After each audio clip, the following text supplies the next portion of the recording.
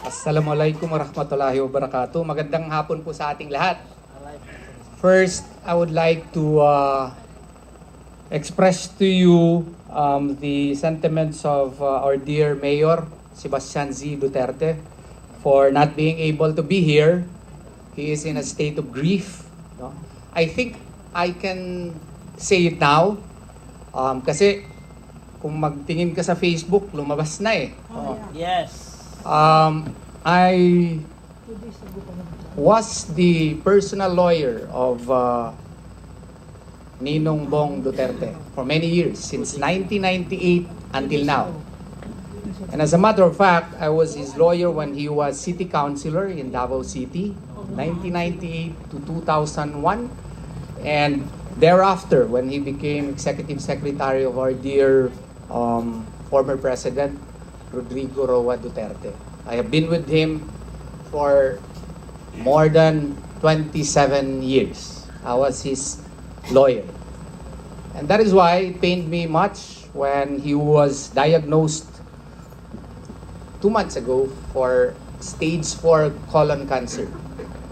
So, it was accidentally diagnosed by his personal doctor.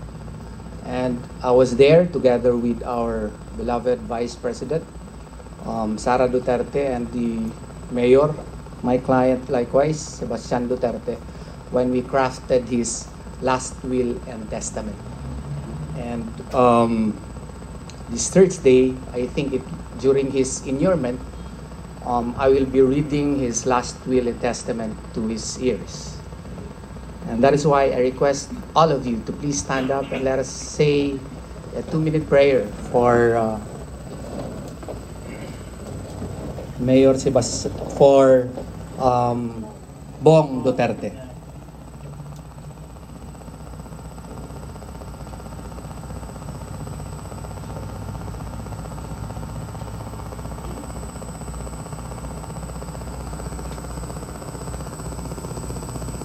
Thank you very much. You may sit down. Now to my task. I have been requested by the good mayor to deliver his speech for PDP Laban in his capacity as the acting president for our party. Madayaw ug maayong adlaw kaninyong tanan. We extend our congratulations to the members of the Partido Demokratiko Pilipino on our 44th anniversary. For over 4 decades, we have remained steadfast in our commitment to public service, nation building, and the promotion of national unity, guided by the values of freedom, solidarity, justice, equity, social responsibility, self-reliance, efficiency, and enlightened nationalism. This milestone reflects our dedication to the ideals of good governance and the enduring spirit of camaraderie that we continue to embody. As we navigate the complexities of the current political landscape, let us remain undeterred by the pressures of power. Instead, let us continue to uphold the core values of our organization and fulfill our responsibilities as law-abiding citizens. While the road ahead may present significant challenges, may we remain united in our vision of an equitable economy, better livelihood, sustainable progress, and lasting peace for all regions in our country. Once again, congratulations ug daghang salamat, Sebastian Baste Z. Duterte.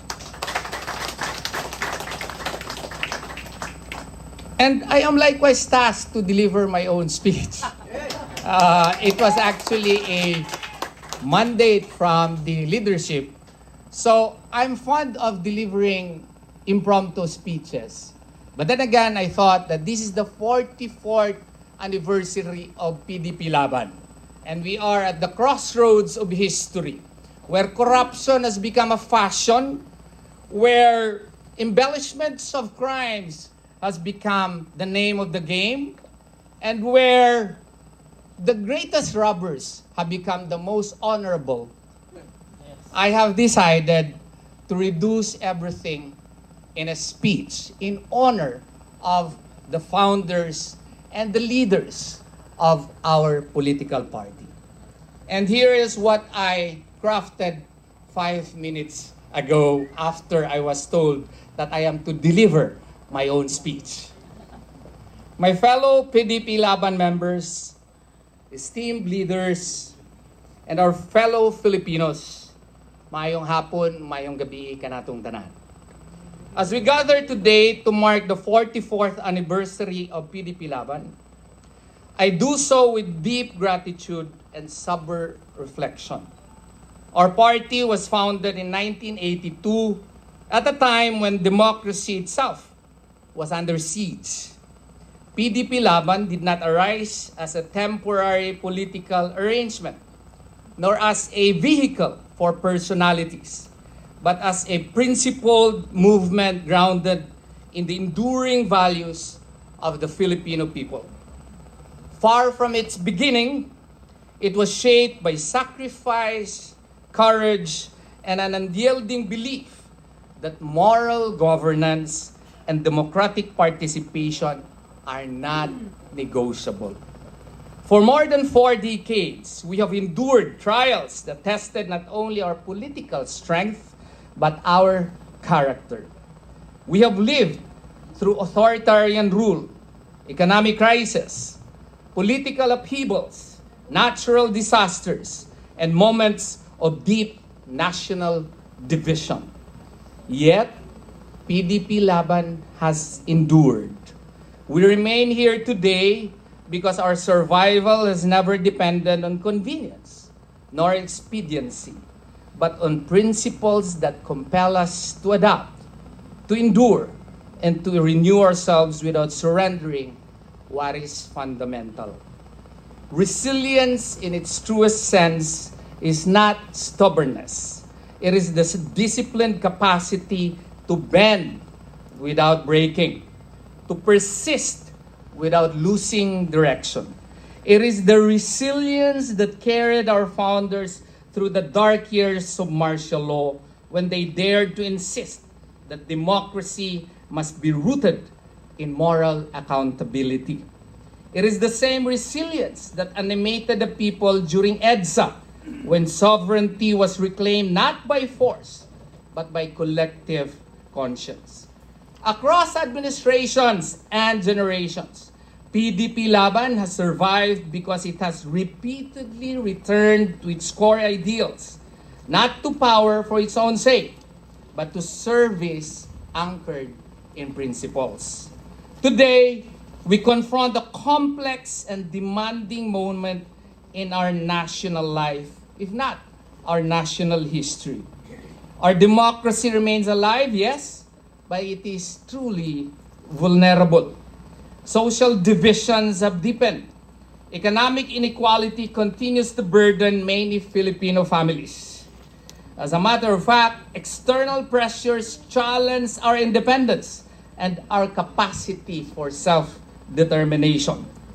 These realities are not abstract. They are real.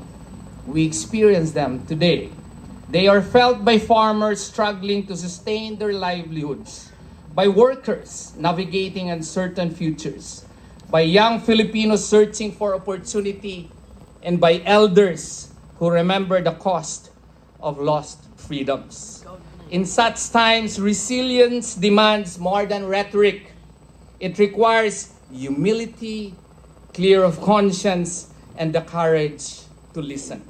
It requires us, PDP Laban members, to return to the 5 basic principles that define PDP Laban. Not as slogans, but as a living compass for responsible leadership. First, we affirm theism as the moral anchor of political life. To us Muslims, we always believe and adhere to that. We even have concepts which we hold dear in our heart. Leadership must be guided by conscience and accountability to something higher than power itself. This principle reminds us that public office is indeed a trust, not a privilege, and that authority must always be exercised with integrity, restraint, and respect for human dignity. Second, we reaffirm our commitment to humanism. PDP Laban, makatao po tayo. Governance must place the human person at its center. Compassion, social justice, and respect for every individual are not optional ideals. They are a must to any respectable society. They are the measure of legitimate public action. A resilient society is one that protects the vulnerable, uplifts the marginalized, and refuses to treat people as mere instruments of policy or politics. Third, we stand by enlightened nationalism. Our sovereignty and national interest must always guide our engagement with the world. We believe in an independent Philippines that engages globally with confidence and principle, neither isolated nor submissive, but firmly rooted in the aspirations of our people and the lessons of our history. Fourth, we commit ourselves to shared prosperity and equal opportunity for all. Resilience cannot exist alongside entrenched inequality. Inclusive growth is not merely an economic goal, but a democratic necessity. A nation thrives when opportunity is expanded, when hard work is rewarded fairly, and when no Filipino is excluded from the promise of progress because of circumstance or privilege. Finally, we uphold consultative and participatory democracy. PDP Laban has always believed that leadership must listen.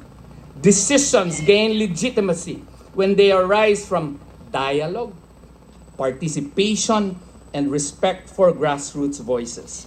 Democracy is strongest where citizens are engaged, informed, and heard. This participatory spirit has sustained our movement and allowed it to evolve without losing its soul. So as we commemorate this 44th anniversary, let us be clear. The relevance of PDP Laban does not rest on individuals or transient political alignments. It rests on principles that demand resilience, humility, and constant engagement with the Filipino people. These principles are not relics of the past. They are standards by which we must measure ourselves today and guide ourselves tomorrow. I therefore call on each of you to recommit, not only to the party, but to the democratic service that our people rightfully expect of us. Let us meet the challenges of our time with moral clarity, human compassion, enlightened nationalism, inclusive prosperity, and genuine democratic participation.